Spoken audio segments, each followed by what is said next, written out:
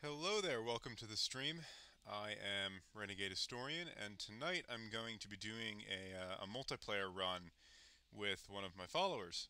I'm going to be playing Portugal, he's going to be playing England, and we're going to colonize a bunch of stuff.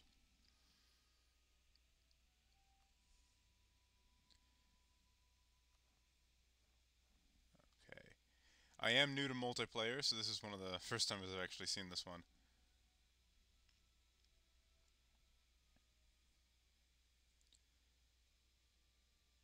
Okay, cool.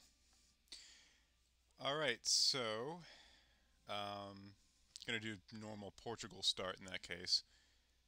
Seize land.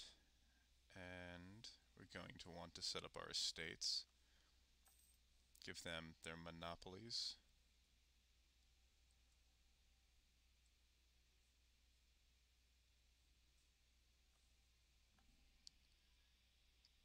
Yep, yep, we are doing a England and Portugal run.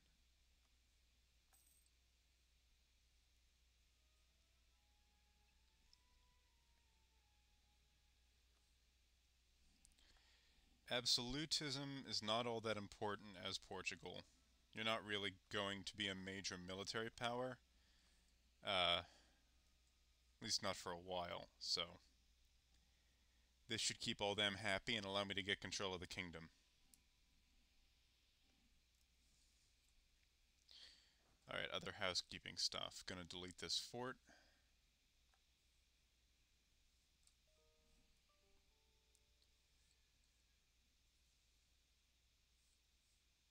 Hold on.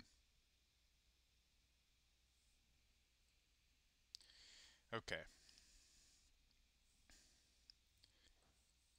And set these guys to hunt pirates in Seville. Rivals, Aragon, Morocco, and Tunis. Why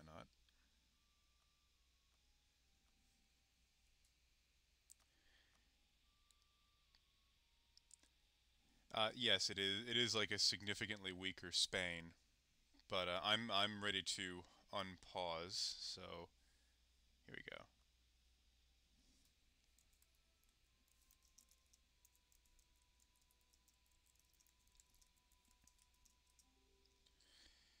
So yeah, Portugal in this era, they were the first out of the gate colonial empire.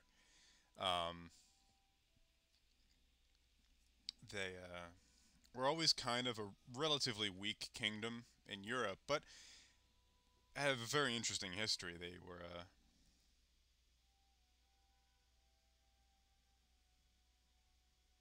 Oh, don't worry about it. I was probably just gonna grab. Cool. So I was probably just gonna grab Macau and maybe a handful of ports like Timor. Basically, the stuff Portugal had historically.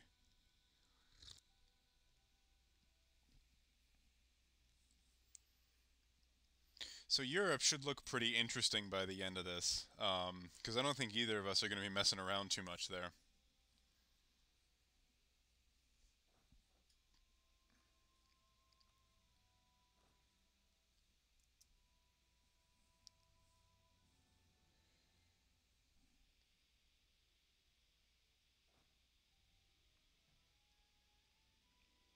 Right.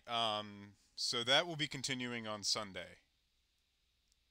Oh, yeah. Hungary is deceptively powerful, and can really mess up an Ottoman game. I am stuck on trying to figure out how to unpause. Okay, there we go. All right. So yeah, um, they can be a bit of a pain to deal with early on.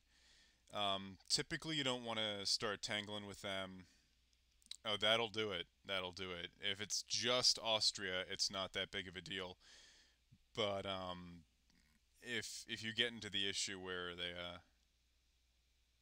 okay, um, but if you have to contend with France as well, that can be downright painful. Especially because yeah, no, France is one of those few countries that can really do a number on the Ottomans, especially early in the game.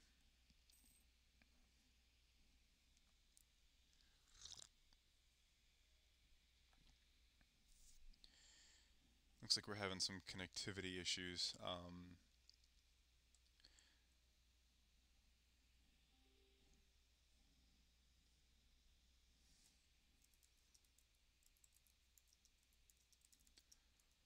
No worries at all. We'll go at your speed.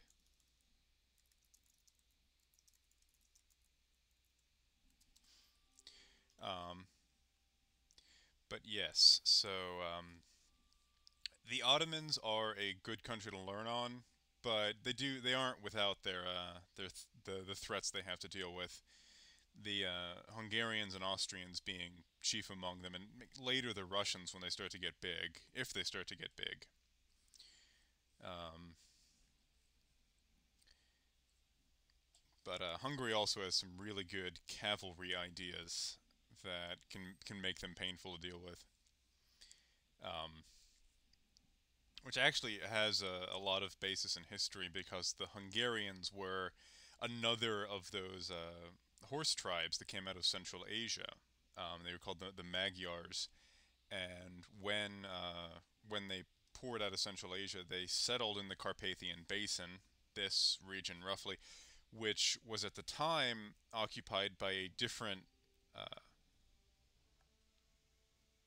The Moroccans insulted me.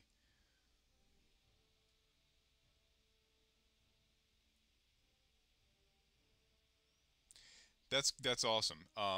England is another good country to learn on as well.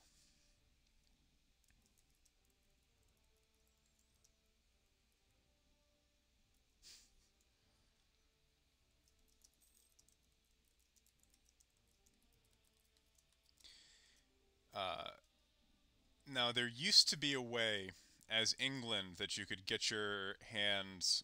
You could beat France in the Hundred Years' War pretty easily and get the PU on them. But now with their vassal swarm, that is almost impossible to do. Granted, it was pretty squirrely what you had to do it. It involved gaming the mountainous terrain in southern France, but nowadays the French just have so much with regard to their vassal swarm. It is near impossible to actually fight them all at once because they're already going to have a larger army than you.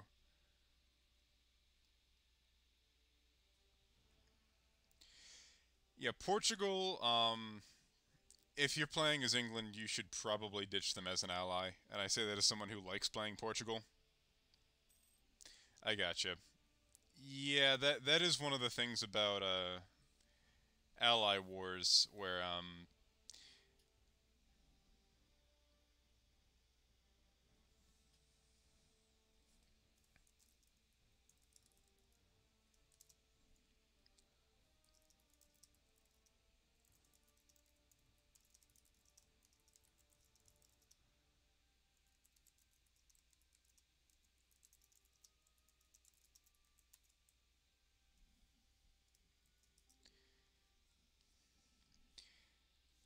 so the other at least if like you had if you were allied with yeah, no, that's the thing. If typically when I get to a certain point as a great power, I will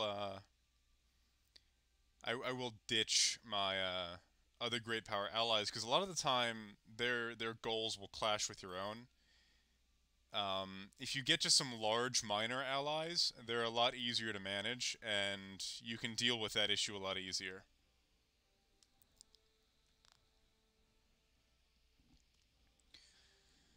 Also, definitely no whiskey tonight. It's a long day at work, so I'm gonna need this caffeine if I'm not gonna fall asleep on you.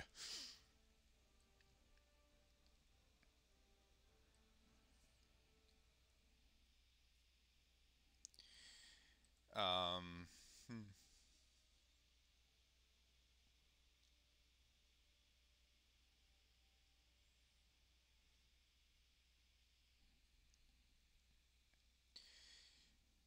Yeah, Portugal is a fun one if for two reasons mainly. One, if you really want to learn how colonization works, because Portugal's ideas are some of the best in the game for that. And two, if you just kind of want a nice laid back game where you colonize everything.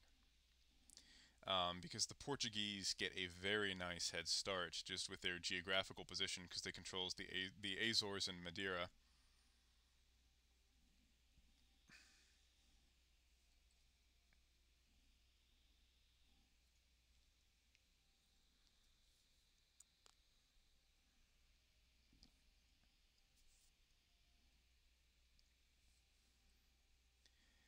And I also find that at a certain point with England, it almost doesn't benefit you to have allies in the continent itself because you're not going to be messing around too much there.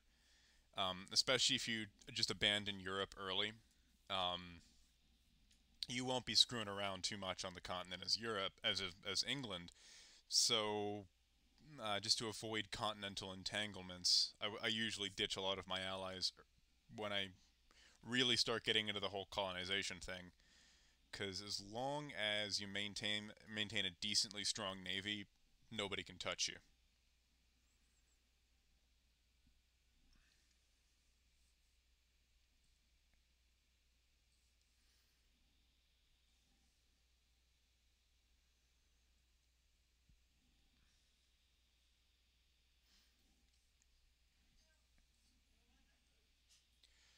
Also, I do apologize if you hear my dog in the background. He is a bit energetic. He's a 10-year-old black lab, but he never stopped having puppy energy.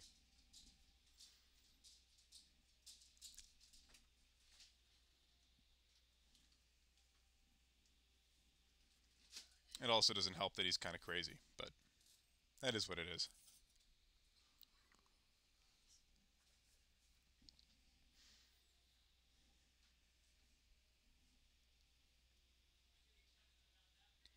Yeah, no. At that point, you have the wooden wall that England was famous for in an actual history.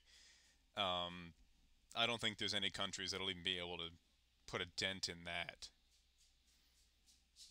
And if you really colonize heavily as England, um, there you can build absurd numbers of ships. Which I haven't gotten to the point where I can actually try out any of these, but I would love to try these hegemon things they added in a recent patch.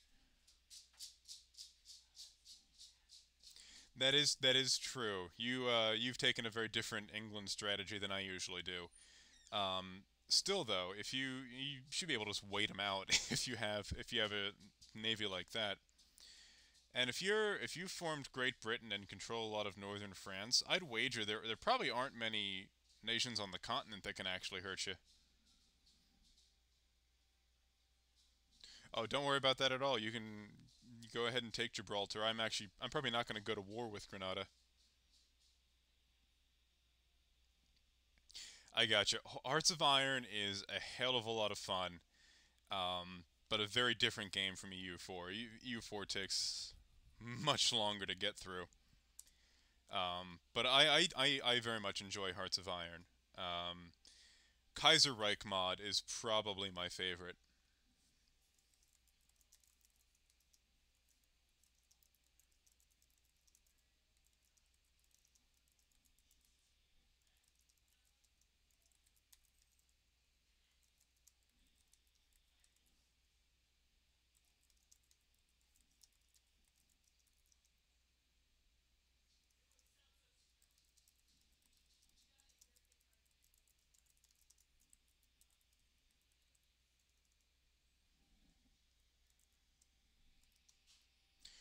Sure, what's up?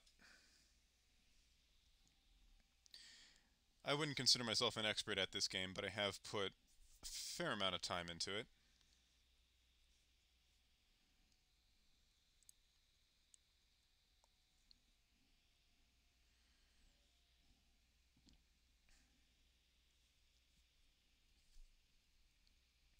That is one of the more confusing systems in this game. Get more trade power. So you mean in like your core provinces, your core territories? Um, you can do a few things. You can build a marketplace. You can upgrade centers of trade. Um, those are your best bets.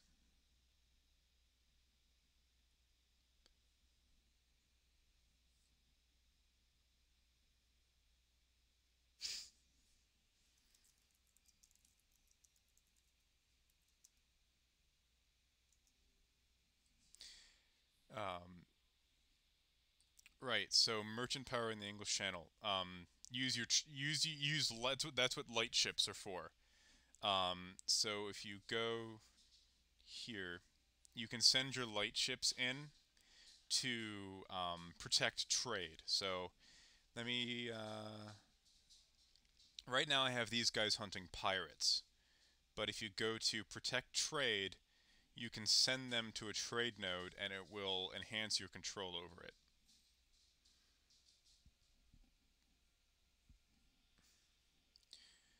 I have them hunting pirates. Otherwise, the North African pirates will attack southern Portugal. But yeah, upgrading your trade centers, building the marketplace building chain, and using your light ships are the three easiest ways to boost your trade power. And if you take trade ideas, that has a couple really good buffs that will give you across the board bonuses, like trade steering and global trade power. And yeah, the trade system is probably the most intimidating one in this game. Sure thing. Yeah, no, it works very differently from Hearts of Iron 4. And I mean, if you go into the trade map mode, it looks intimidating. I will give you that. It didn't used to be this scary looking. Oh, and if you have provinces that have rivers, or where rivers end, then that gives them a bonus. So really focus on those. So like with Portugal, you got two of them. You have both Lisbon and Porto, which have estuaries and trade centers.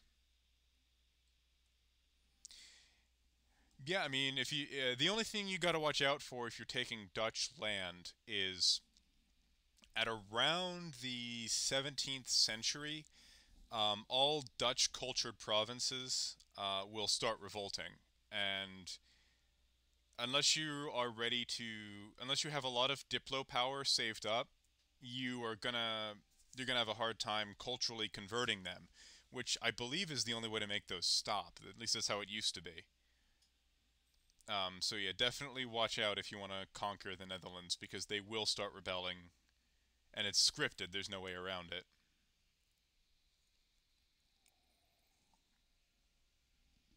And if they get away, they will form the Netherlands, and then every single rival you have will become their ally.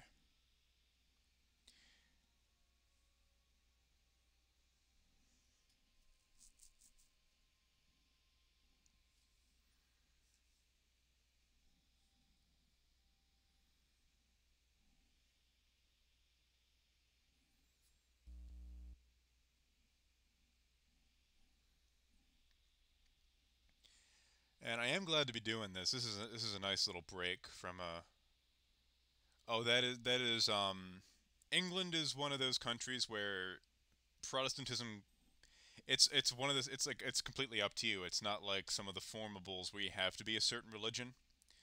Like if you want to play as Prussia, you have to convert to Protestant. Um, Really, I'd say it's a toss up between whether Protestantism or Catholicism is more mechanically powerful. Oh, don't you worry at all. Keeps me talking. Um, but yeah, so with Catholicism, you get the whole papacy mechanic, and that has a few useful buffs, mostly being able to get free stability. But if you're Protestant, you can tailor it to your own needs, and it has a few more in the way of military bonuses. So Protestantism really benefits Prussia because you get morale boost and discipline boosts. I'll take that Diplo power.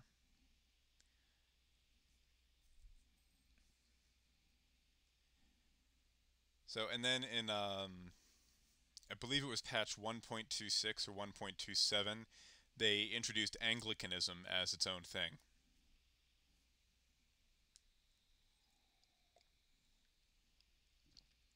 which is honestly good because Anglicanism historically was very different from most other forms of Protestantism that arose during the period.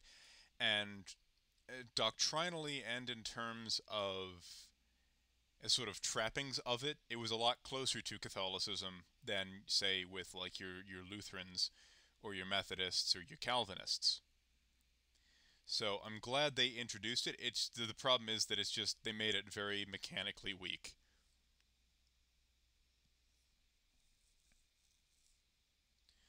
So I should probably look into what I gotta do.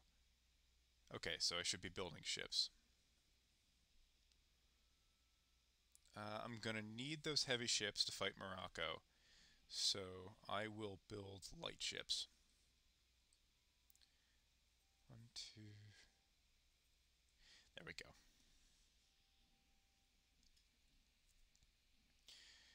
Honestly, Portugal plays a little bit like the Netherlands, except you don't have to, fight any wars for independence or deal with the HRE. But you basically play Portugal like you play the Netherlands, and you do have a slightly less valuable trade node, but it's a much easier start.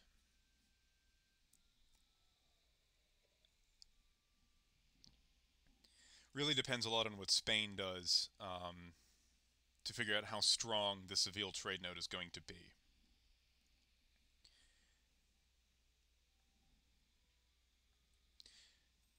Okay, no, I'm pretty sure he's going to abandon the continent. That's that.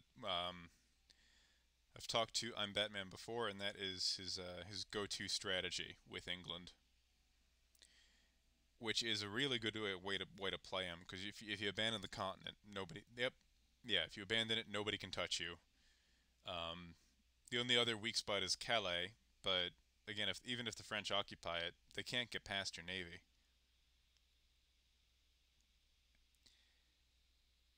Yes, but typically you have to. So if you take an HRE province, you can eventually remove it from the empire, but it takes a little while. You can't do it immediately. You have to core the province, and I'm like 90% sure you have to wait until any separatism is gone. But yes, you can remove them from the empire. So if we go to the imperial map mode, these provinces that are striped are part of the HRE technically, but the stripes mean that they are not under the control of an HRE nation. So theoretically, Burgundy here, or Provence, could take these provinces out of the empire if they wanted to.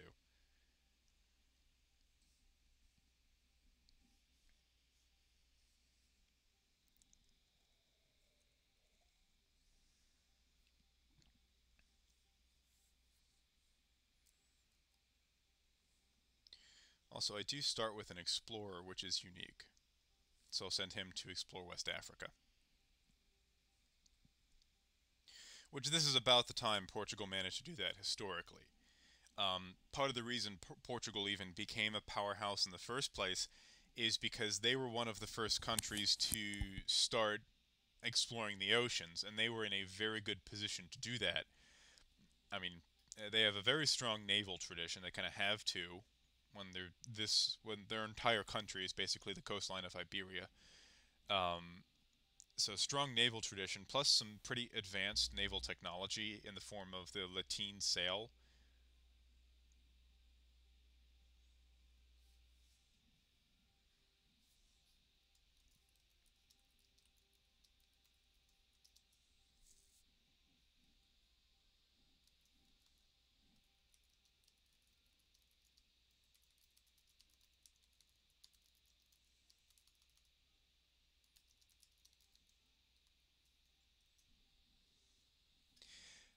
That is true. So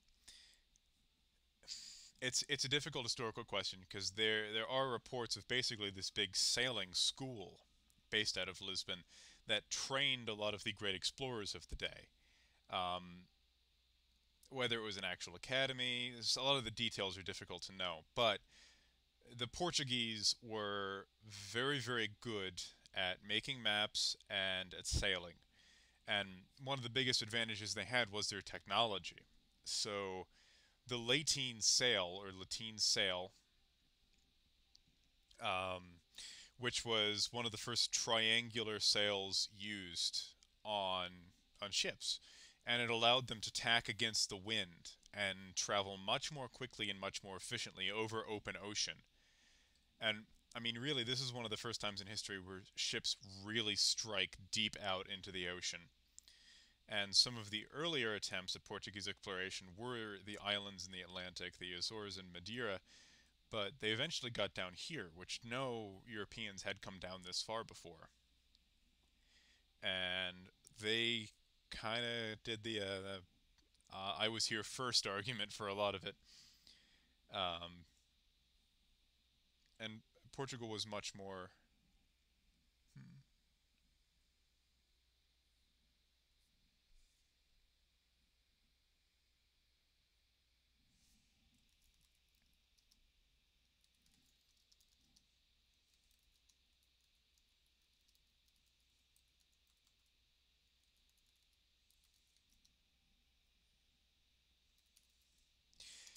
Yeah, I think with both of the human players in this game focusing on colonization entirely, um, Europe is going to be just disgusting in terms of border gore.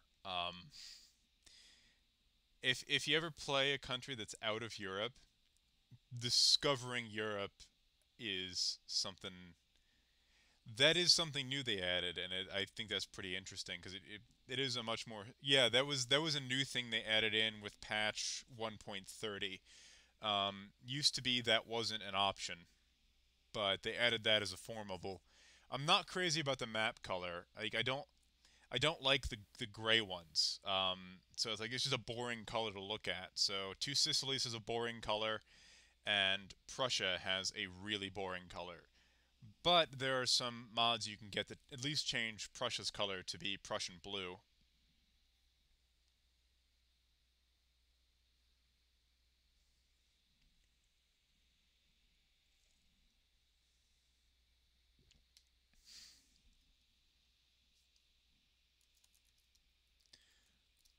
Yeah, the grays in this game are pretty dull.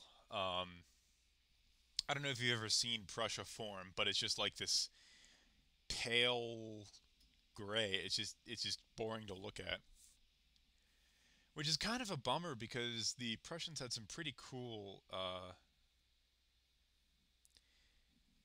That is very true. France is usually the reason for severe border gore.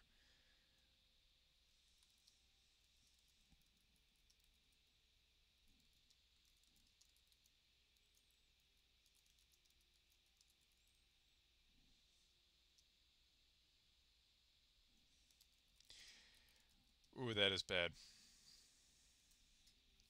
Um,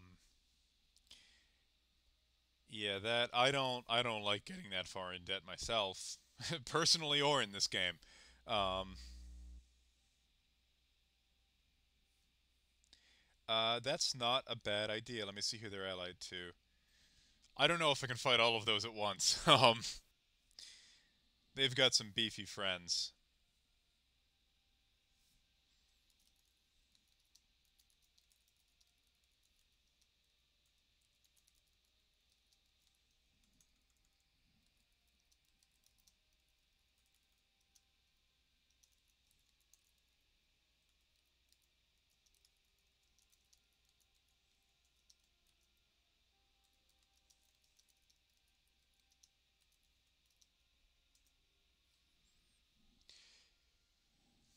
So I'm when Castile eventually goes to war with Granada, I will try to snipe Gibraltar off of them and sell it to England. But you know, 3K in debt is not good. That's going to take forever to pay off. That's a bit of both. England is sitting right on the richest trade node in the game, which is the English Channel, and their ideas make them a very potent trade power.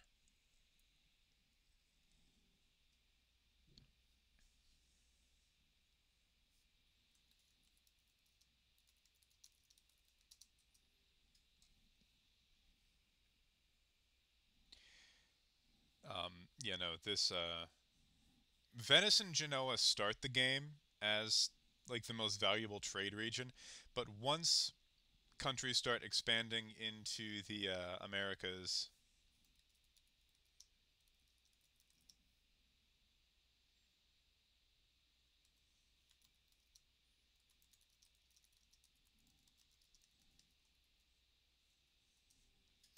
But once countries start expanding into the Americas, then the English Channel gets extremely, extremely valuable.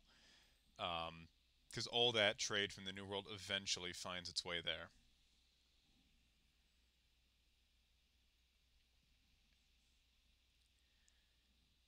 Okay. And if you're Portugal, you are going to want to go right for exploration and then right for colonization, because that is how you do that is how to Portugal.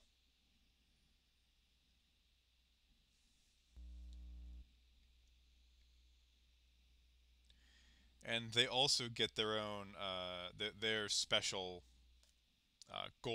their special age ability in the Age of Discovery, which gives them incredibly fast colonization growth.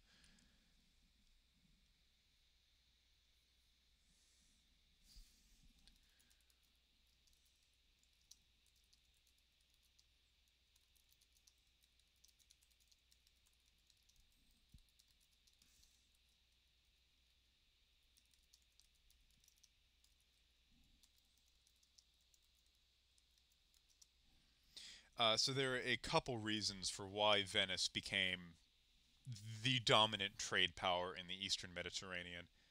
I will go into them in just 1 minute. I'm responding to my multiplayer.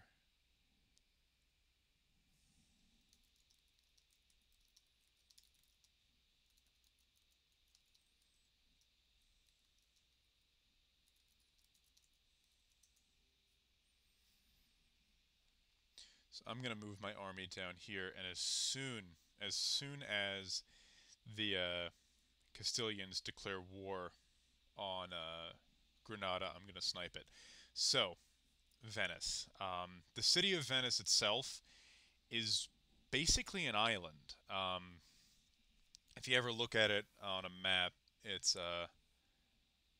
there we go. Got our claims on Tangiers. So if you ever look at Venice on a map, it's got a little bit on the mainland, but then the entire rest of it is an island in the middle of the Adriatic. And when you're in that kind of a position, it gets very hard to attack you. So Venice needed to have a strong navy to keep itself safe. One thing led to another, and once they had a strong navy, during the medieval era, they were really the only country with a strong navy present in the Adriatic. So they start setting up trading posts, really, all along the coast of the Balkans, and start funneling trade from the east into.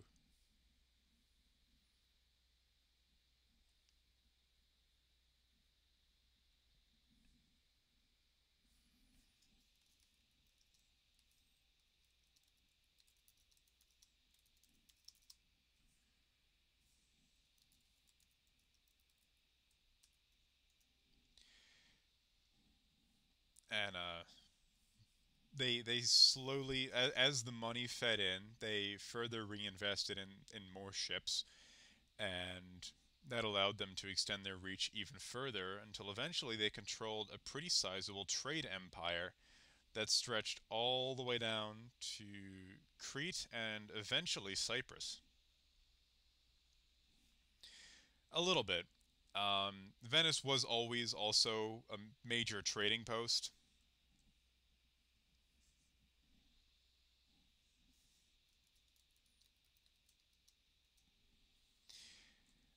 Kind of, although I would argue it's a bit closer to the Netherlands in terms of what they actually did. The Venetians, much like the Dutch, didn't really have the population to properly colonize things, but they could set up trading posts, which is what the Dutch and the Portuguese did. Um,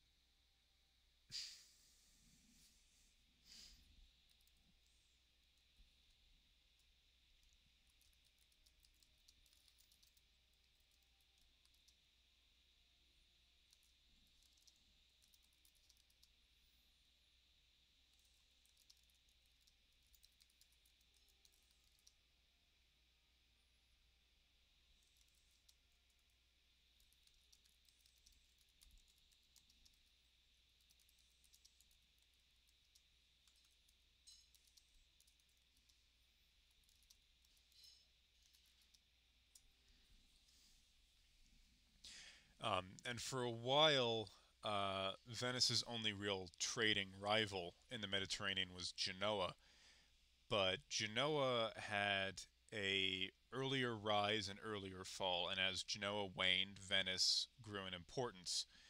And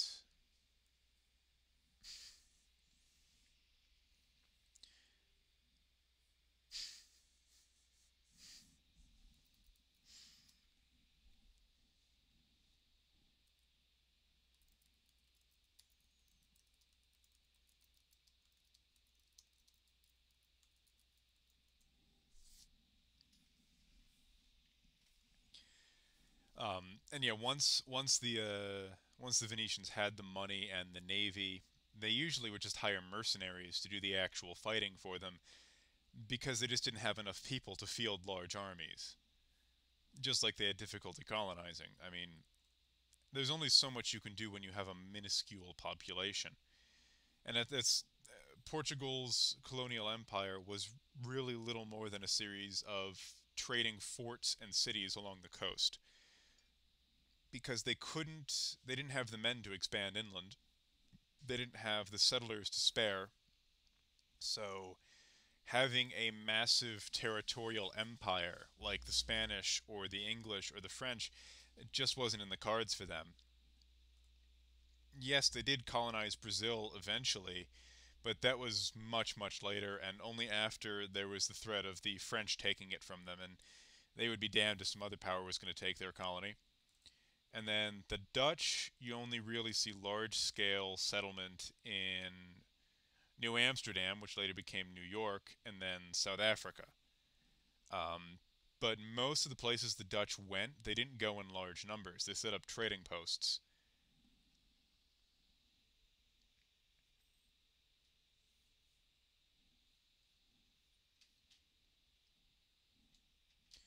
Meanwhile, the three big colonial players, your England, your France, and your Castile, had population to spare and sent a lot of it overseas.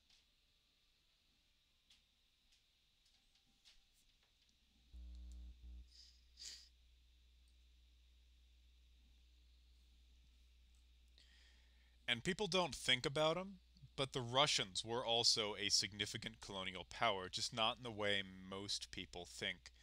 The Russians were they colonized just eastward and across land. They didn't bother with boats because the Russian navy was complete garbage right up until Peter the Great, mostly because it was non-existent.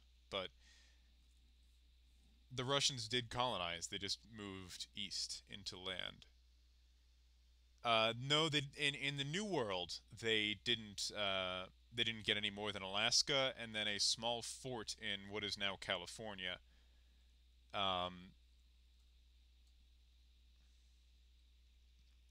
when I say colonization, I mean they spread into Asia. Um, once they got past the Urals, they were out of Europe, and all the Russian settlers in Siberia started right around here and just spread out east and colonized it.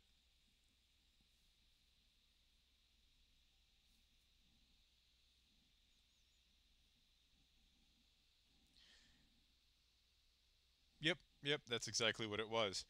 Um, I find it funny that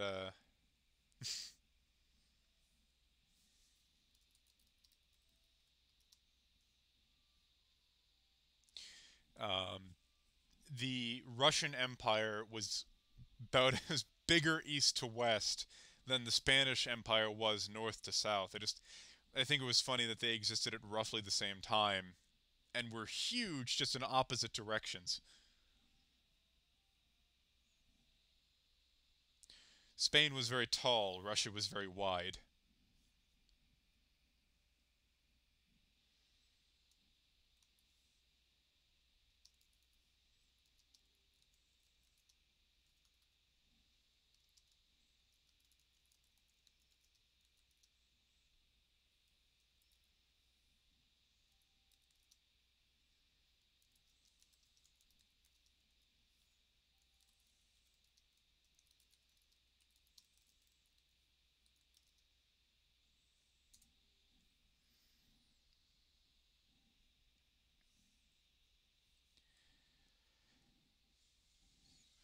I did once work with a guy. Speaking of the Spanish Empire, I did once work with a guy whose family he could trace all the way back to the first Spanish settlers in California. Um, I believe they were called Californios, but it was pretty cool that he could trace his lineage back that far, which would have roughly been in the 16th, 17th centuries when they actually got up there. But I know he was San Francisco born and raised. Great guy. He eventually moved his way out to New York and then down to Baltimore.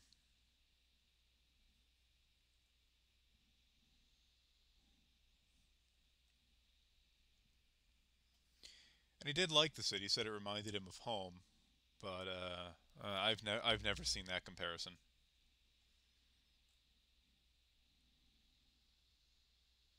Baltimore's kind of a rough place. It's got its charms, but it's rough around the edges. It's got character. I like it, but it scares some people. It shouldn't. It's safe as any other big city.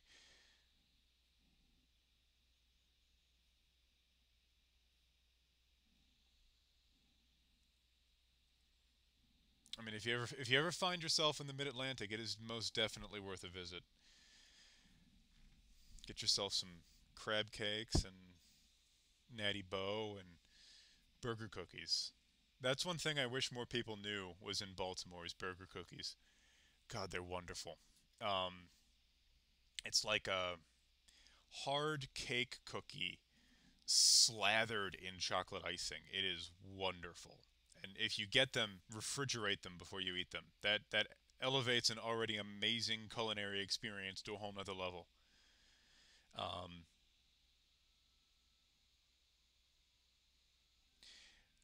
he is going to be he it if you're bordering him, he probably feels threatened by you. Um, you if you send a diplomat to improve relations, that ought to help. Also, check to see if you are claiming any of his provinces as important. So if you go to show diplomatic feedback, or no, if you go to your diplomacy menu, click this little eye thing at the bottom. You can't see it; it's behind my face. But down at the bottom, you see a little eye menu with a map. Click on that. You can see which provinces you've labeled as things you want. So if I click this, yeah, I can display them as things that I want. So check and see if you are accidentally claiming any of his provinces. That probably is what makes him feel threatened.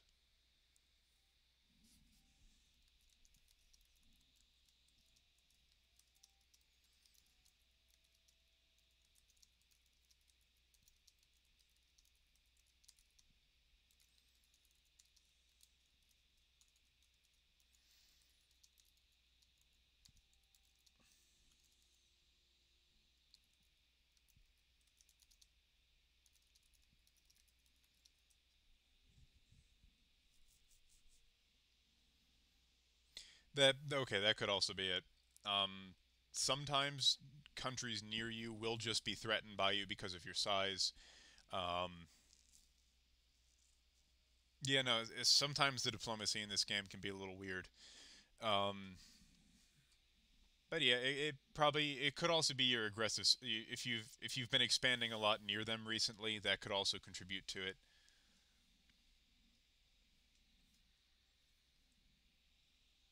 And if you ever find yourself in Baltimore, you have to try a Natty Boh. It is it is really shitty budget beer, but we all like it here. We don't care. Um, it's as Baltimorean as crab cakes and burger cookies. That could also be it. They could be fearing that you'll attack them for your alliance.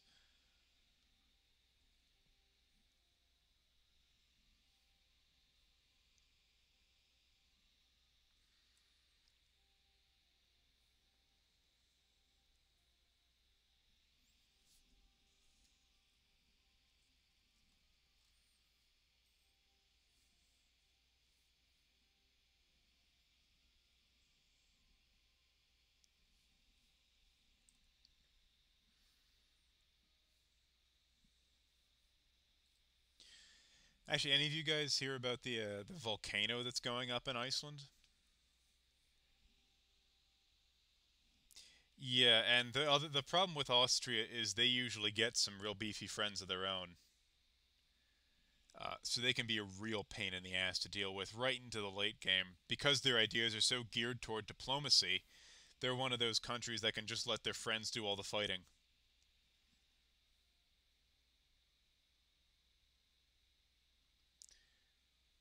I wonder when the Castilians are going to go to war with Granada. It could be a while. They always do, though, because otherwise I'm not going to be able to fight them.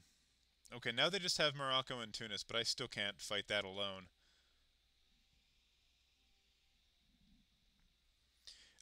Look and see who Austria has has rivaled. One of them might be willing to help you. Um, I don't know if he's rivaled any other big players, but it doesn't hurt to look.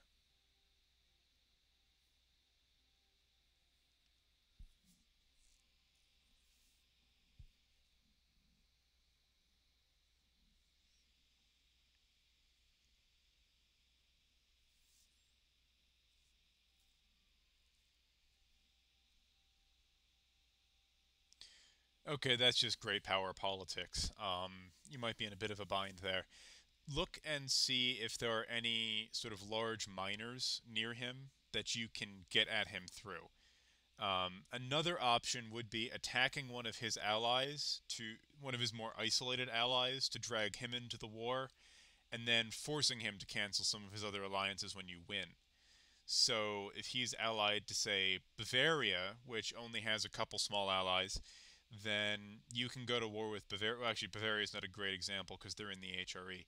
So, say he's allied with Wallachia, you can go to war with Wallachia to get at Austria. Um, so that way you won't have to fight his allies. You can just fight him as somebody else's ally. You won't be able to get much land out of him, but what you can do is force him to cancel alliances and take a bunch of money from him.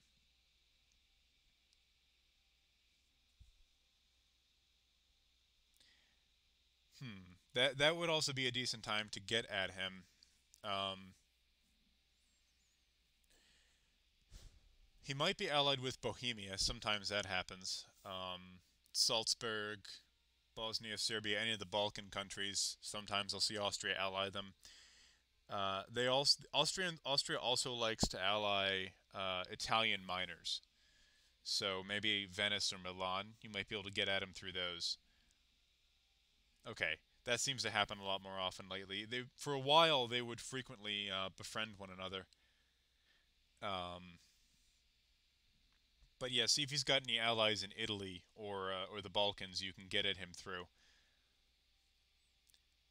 The trick with beating Austria is you either need because the thing is the Austrian army is nothing to write home about. Their ideas are pretty shit as far as military matters are concerned.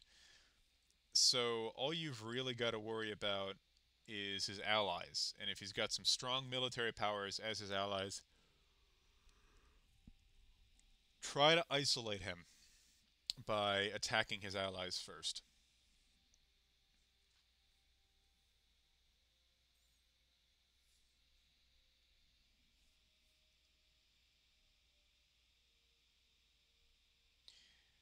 So any of those small allies probably won't present that much of a threat to you if you attack them.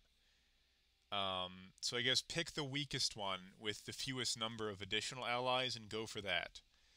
So just find whichever one of those is the weakest and hit him there.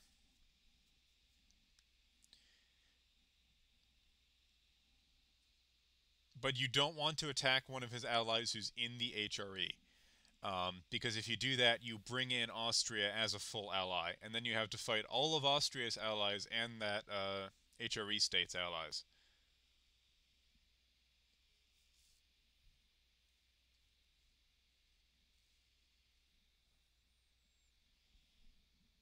It's a tricky situation that you're in, but you can definitely get your way out of that one.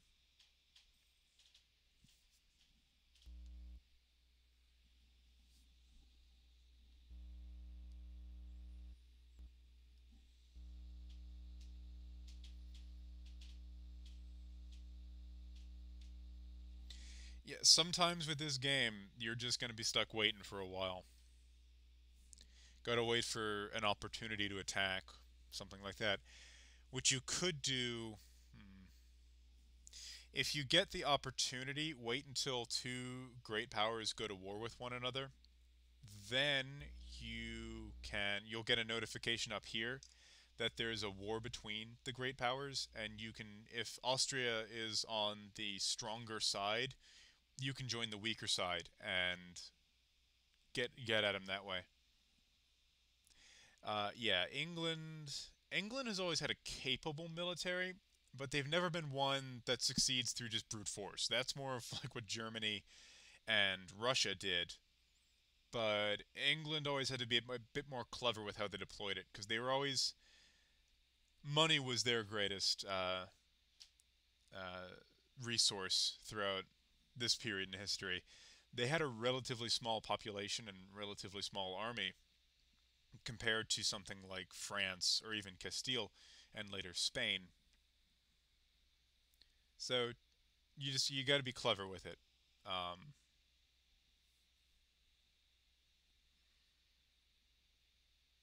so like in this game, I might go after Aragon to or Hungary to get at Austria because they're friends with a couple HRE states. So find an isolated ally that isn't part of the HRE and see if you can't get at Austria that way. The only problem with that is once you force them to cancel their current alliances, they will make more.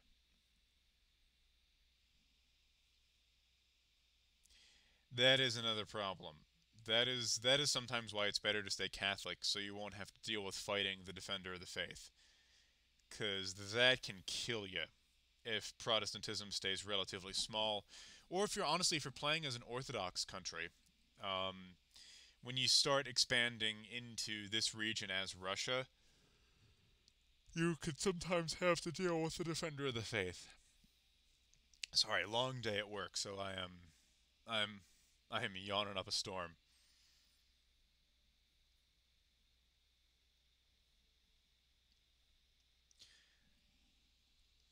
It has been a week, I'll tell you what, and it's only Tuesday.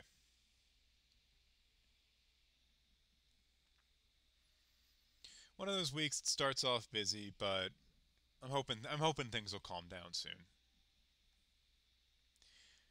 Okay, my truce with Granada's off. Who are they allied with? That could work. A stranger thing happened historically where to stop the Austrians, the French allied with the Ottomans. It was generally frowned upon in the rest of Europe, but they did do it. Um, the Ottomans can certainly be a real powerful friend if you can get them. Um, it just might be hard if because they're also a great power. They've you said they'd rivaled you, so that yep. Then go with that then.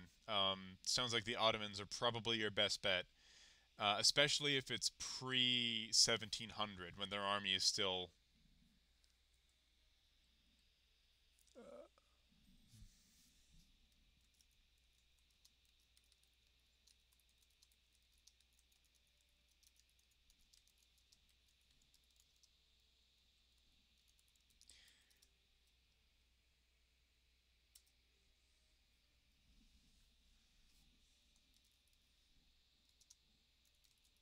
Um, Typically, that doesn't work with rivals, but you can try.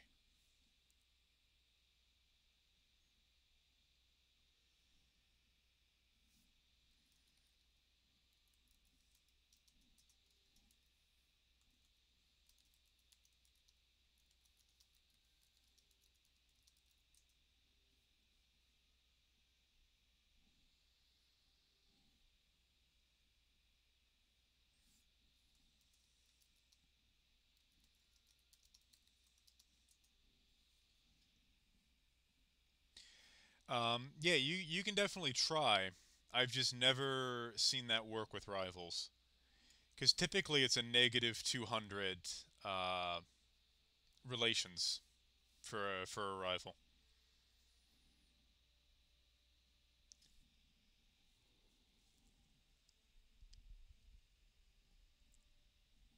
Ugh.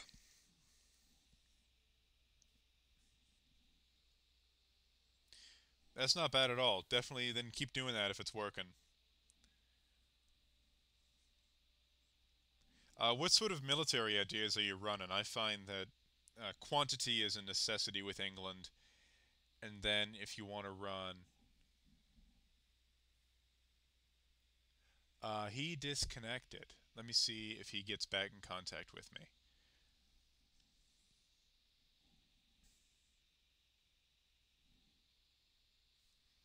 Oh, no worries at all. We can pick this up next week, same time if it works for you. Um, I will save it here.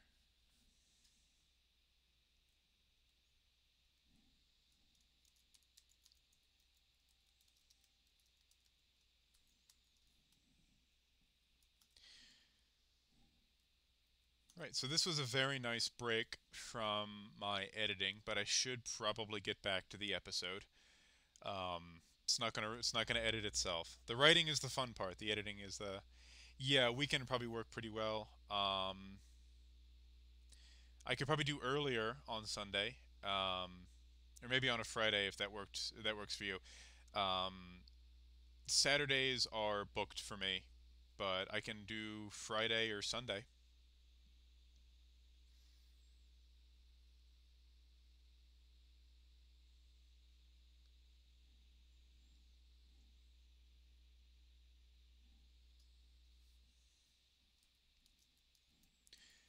I can make. Okay, cool. I think Friday would probably work better for me. So maybe like Friday. Yep,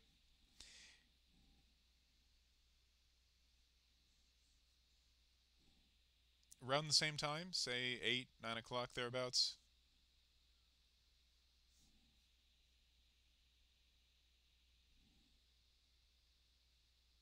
That's awesome. Good luck with the Ottoman with the England game. Let me know how that goes.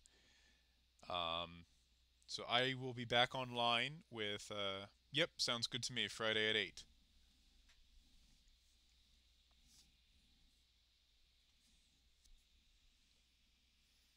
I'll see if I can get some of my friends to jump in and play as France, Castile, and Holland.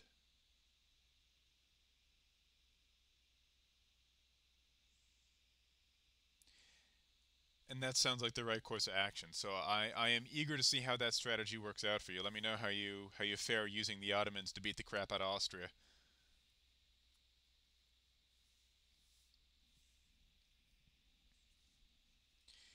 But I'm gonna call it and get back to editing.